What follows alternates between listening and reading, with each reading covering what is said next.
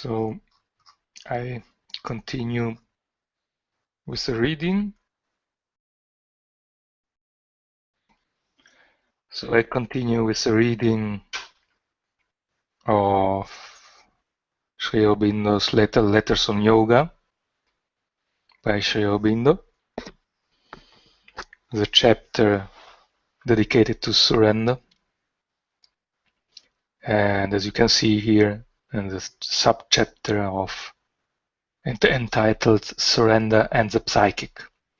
The psychic is not a psychic, not someone who has occult powers, but what is meant with the psychic in Sri Aurobindo's yoga is the soul, the unit that evolves in us and from life to life and is placed in the heart.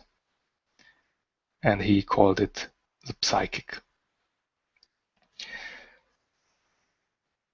For surrender, it is necessary not to insist on the mind's opinions, ideas, and preferences, vital desires and impulses, the physical habitual actions, the life of the ego.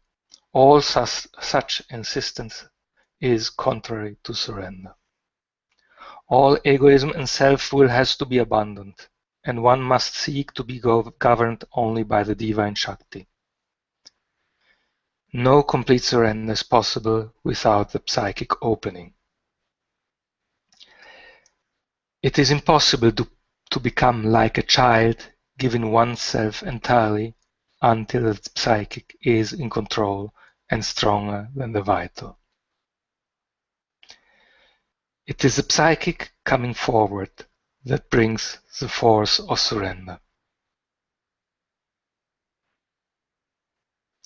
The power of experience is not gone, but what is most important now is to develop the psychic condition of surrender, devotion, love, and cheerful confidence in the Mother, and unshaken faith and constant inner closeness, and also to bring down from above the peace, wideness, purity, etc.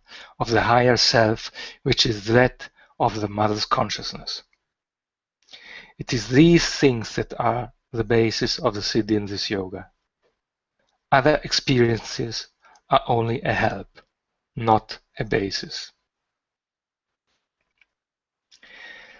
It is the psychic surrender in the physical that you have begun to experience.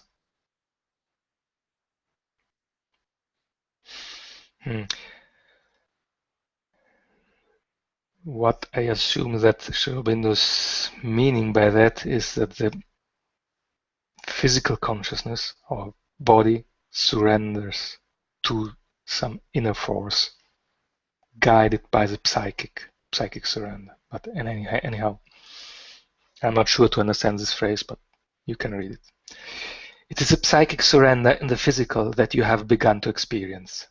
All the parts are essentially offered, but the surrender has to be made complete by the growth of the psychic self-offering in all of them and in all their movements separately and together. To be joined by the divine is to be entirely surrendered so that one feels the divine presence, power, light, ananda, possessing the whole being rather than oneself possessing these things for one's own satisfaction. It is a much greater ecstasy to be thus surrendered and possessed by the divine than oneself to be the possessor. At the same time, by this surrender, there comes also calm and happy mastery of the self and nature. I find this an interesting promise. It is much greater ecstasy to be thus surrendered and possessed by the divine than oneself to be the possessor. No surrender to the psychic being is demanded. The surrender is to the divine. One approaches the divine through faith, concrete experience comes as a result of sadhana. One cannot demand a direct experience without doing anything to prepare the consciousness for it. If one feels the call, one follows it. If there is no call, then there is no need to seek the divine. Faith is sufficient to start with. The idea that one must first understand and realize before one can seek is a mental error, and if it were the true, would make all sadhana impossible. Realization can come only as a result of sadhana or sadhana, not as its preliminary. There is no need of all this complication. If the psychic manifests, it will not ask you to surrender to it, but to surrender to the mother. The surrender must be to the mother, not even to the force, but to the mother herself. I think Sri Aurobindo here is meaning not just the mother, the incarnation of it, who was her partner, his spiritual partner, in form of a body of a person, but I think he means more generally the universal mother. Anyhow, the following subchapter is Surrender and Bhakti. Bhakti is the divine love. Surrender and love bhakti are not contrary things, they go together.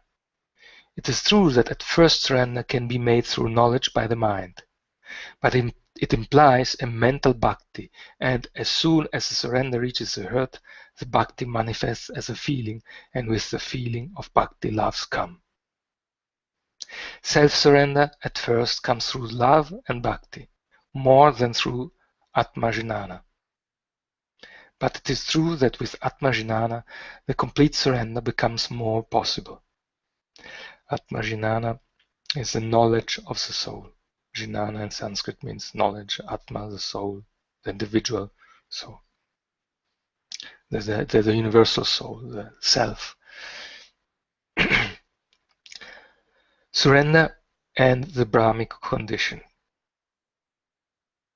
There can be devotion and surrender on the higher spiritual planes, but it is not inevitable as in the psychic. In the higher mind, one may be too conscious of identity with the Brahman to have devotion or surrender. The Brahmanic condition brings a negative piece of Shanti and Mukti in the soul. Mukti means liberation. Self-giving brings a positive freedom, which can become also a dynamic force of action in the nature.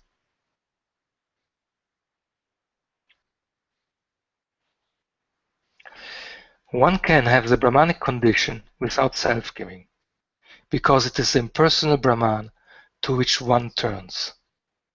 Renunciation of desire and of all identification with nature is its condition. One can have self-giving of the nature to the divine as well as of the soul and reach by it the Brahmanic condition, which is not only negative but positive, a real release of the nature itself, not only a release from the nature. In fact, I remember people who say to have this Brahmanic realization, but they very frequently repeat, no, there is no surrender, that has nothing to do with surrender. And here Sri Aurobindo seems to explain how this is possible. So, in some sense, he seems to imply that it is a limited experience, and he also explains this elsewhere. Surrender and transformation. If there is no surrender, there can be no transformation of the whole being.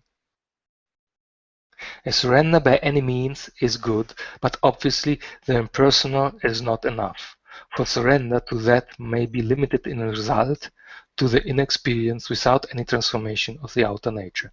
Here he seems to confirm what I have said previously. Passive or tamasic surrender. Tamasic means with inertia. Passive. Yeah. Active surrender is when you associate your will with the divine. will. Reject what is not the divine. Assent to what is the divine. Passive surrender is when everything is left entirely to the divine. That few can really do, because in practice it turns out that you surrender to the lower nature and under pretext of surrendering to the divine.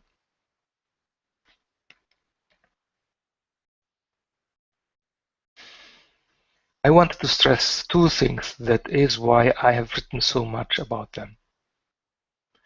First, there must be no tamasic, inert, passive surrender to the mother, for that will bring as its reaction a passive, inert helplessness before the lower or hostile forces or suggestions. An unresisting or helplessly resisting acquiescence or sufferance of these inroads. A passive condition can bring much peace, quietude, joy even, but it disperses the being instead of concentrating it in whiteness, and the will becomes atrophied. Surrender must be luminous, active, a willed offering to the mother, and reception of the force and support to its workings. At the same time, a strong vigilant will to reject all that is not hers. Too many sadhaks cry before the attacks of the lower nature. I am helpless, I cannot react. It comes and makes me do what I want. This is a wrong passivity. Secondly, one must not get into the habit of a state in which one is always in a struggle with suggestions and forces. People very easily fall into this and make it a habit. The vital part takes a sort of glowing satisfaction, crying out, I am attacked, overborne, suffering, miserable. How tragic is my fate. Why do you not help, O divine? There is no help, no divine grace. I am left to my misery and downfall, etc., etc., etc. I do not want one more sadhak to fall into this condition. That is why I am calling halt before you get entangled in this kind of habit of constant struggle. It is what these forces want, to make you feel helpless, defeated, overborne. You must not allow it.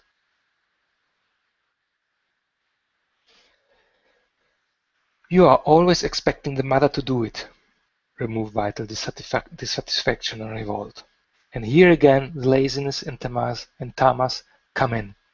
It is the spirit of tamasic surrender. If the mother puts you back into a good condition, your vital pulls you down again. How is it to stop so long as you say yes to the vital and accept its discouragement and restlessness and anguish and the rest of it as your own? Detachment is absolutely necessary. Talk of surrender or a mere idea or tepid wish for integral consecration will not do. There must be the push for a radical and total change.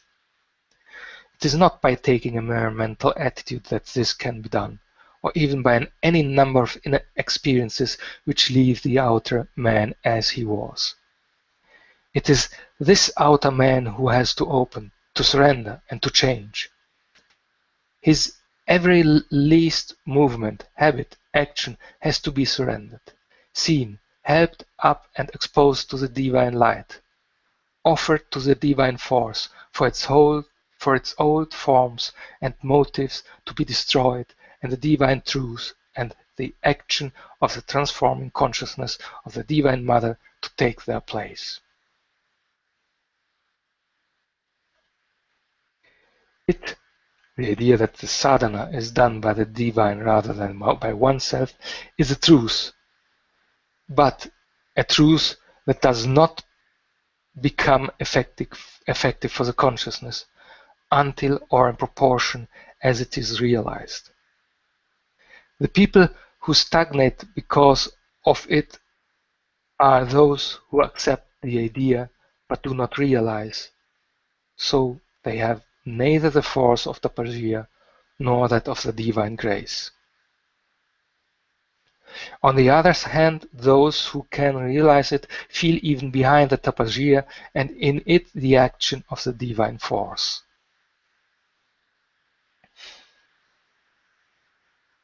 Okay, I'm reading from Letters of Yoga,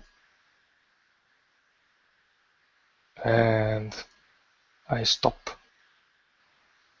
this reading here now. There will be a fourth and last lecture about surrender in the next hangout.